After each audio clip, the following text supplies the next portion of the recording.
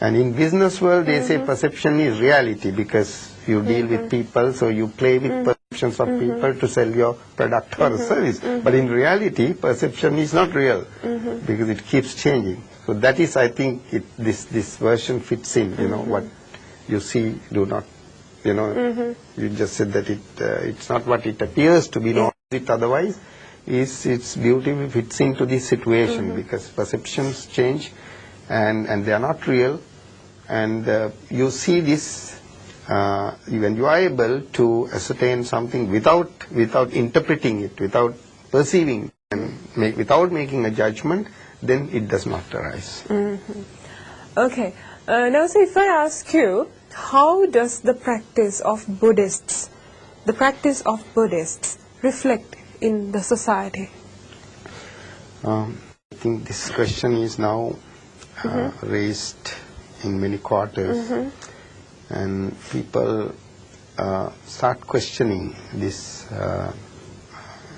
quite often than before, particularly when you look at the level of crime rate, the level of incidents, and even the alcohol consumption, for example, although I'm not saying that, we are a multicultural society, so it's difficult to say who drinks what, but the fact remains in the country, and we call it a country which has preserved, Theravada, pure Buddhism, and with all that, and it is also very disheartening to see the ambitions that people go after, and the stress that the children have to go after, because the amount of pressure that the parents are exerting on them for them to be someone in the society.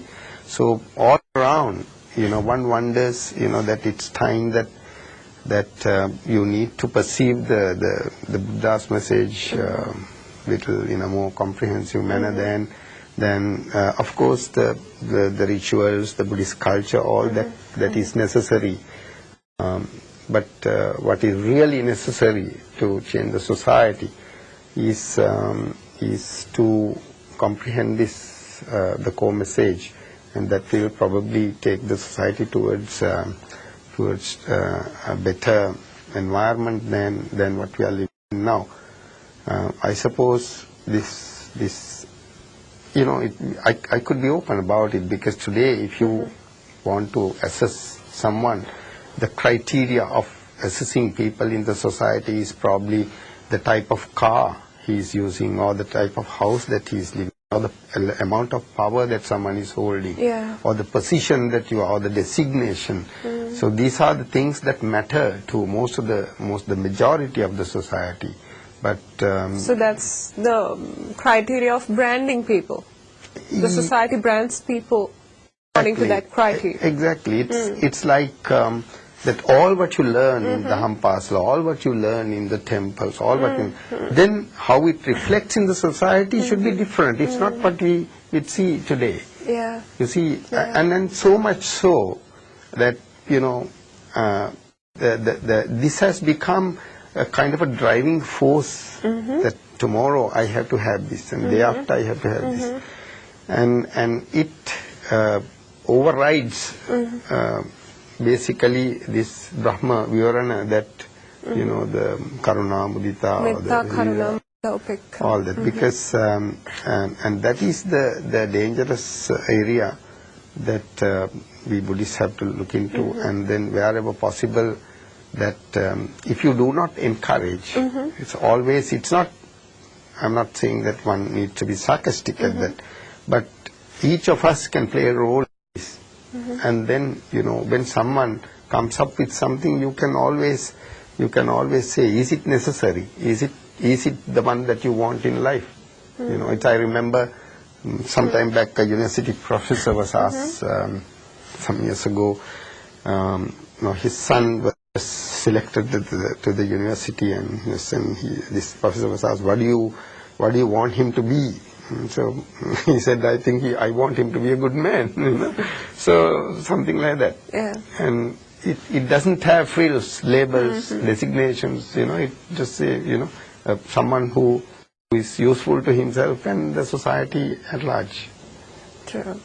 So I think it was a simple and wonderful answer. I want him to be a good man. Absolutely. Don't you think so? Yeah. Absolutely. It was a wonderful answer. Now, sir, if I ask you this, now you have been in foreign countries for a particular time period of your life. Now, if I ask you this, now why do you think some Europeans absorb Buddhism more than us who are by birth Buddhists? Now, most of these people who have lived in advanced countries, for instance, I lived in Norway, and which at that time was the richest country in the world. And these people have everything in life. You know, whatever you want, because their annual income is so high, so that you know, they get to travel, you can go to any country for a holiday and all that. And then they have realized that, you know, as I said before, this so-called happiness that we are talking about, it's just one side of the coin. Your sorrow comes afterwards, and it is all there. And this is what the material world has taught them. Look, the happiness has something else. And then you may be comfortable, but within you are not happy, because, you know, due to various reasons. And also the same way the Buddha himself saw this. After all, he is the one who had everything. You know, he was to be Sakkviti, you know. I think he could have been an emperor. He wasn't emperor. Yeah. Okay. And then and when he saw an old person, his question was, why is this man old? And then everybody is going to get old.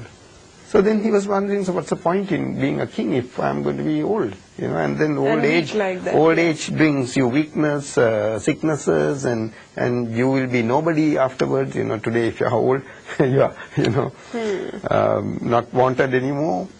And then, you know, like when you see a sick man, one is subject to sickness. So that's why they say, you know, this realization sometimes they say this realization can occur to someone in two stages in life. One is when you become sick, then you lose all your other labels. True. You know, whether you are a big man or a small man, you are a CEO of a company, or you are a director of someone. When you are sick, you know, and that is a time that probably you realize, yeah, I'm subject to this and there is no way out. And when you get old also there's, and of course when you are eventually reaching death, and that is also an occasion some people obviously realize, look, you know, this is inevitable. In spite of my struggle, in spite of my achievements, in spite of all the, you know, awards that I have won, this is the final, you know, the stage, because the body, that's as far as the body can go.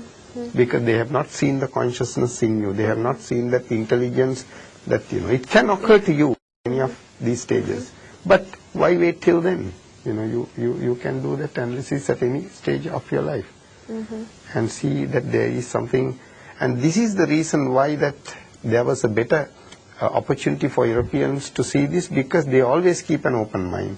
Because some are, of course, although they are supposed to be having some religion, but you know, their life is such that they are independent. They are carrying an open, or they are calling them free thinkers.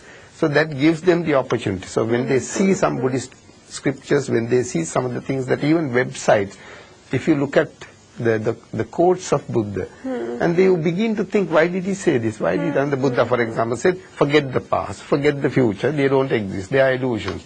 It's, you know, tend to go in depth to see that it is true, and it is true.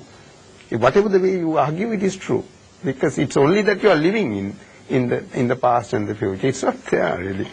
So they have a better chance, because they are not, they don't have predetermined versions. But here, unfortunately, when you see, when you learn Buddhism to gain a knowledge, you tend to have these predetermined notions and say this is it and this is it. So that blocks your thinking capacity, and and the investigative part of your mind, which can see how things happen.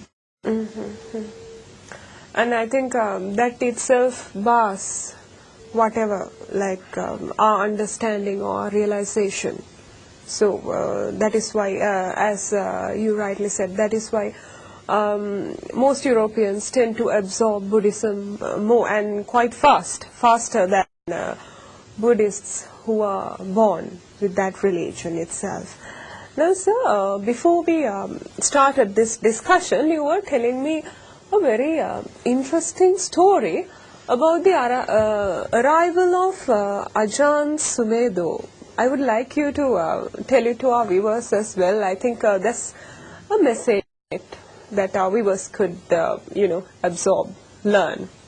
Yeah, this is the kind of practice that Ajahn family follows really, because from Ajahn Chah to Ajahn Sumedho, Ajahn Brahmavansa, of course Ajahn Brahmavansa has come from the forest monastery tradition of Thailand. In Thailand, and Ajahn Brahmavansa has Sri Lanka several times, and what they advocate really is this let go theory, because when you deal with thoughts, don't embrace thoughts, let the thoughts go, that kind of thing. So Ajahn Sumedho is someone, I think he was heading this Amaravati in London, and I do not know whether he's still there, but in the 80s when he visited Sri Lanka, he had a retreat in Dodandua, and that is where Sister Kema was. And they were also these scholars who were trying to share their experiences with whoever was interested in. Ajahn Sumedho was somewhat popular because he was one of the first people who came out of this monastery, because he was an American naval officer or someone, and because he was eloquent in his preaching, so a lot of people started. So he was quite popular at that time.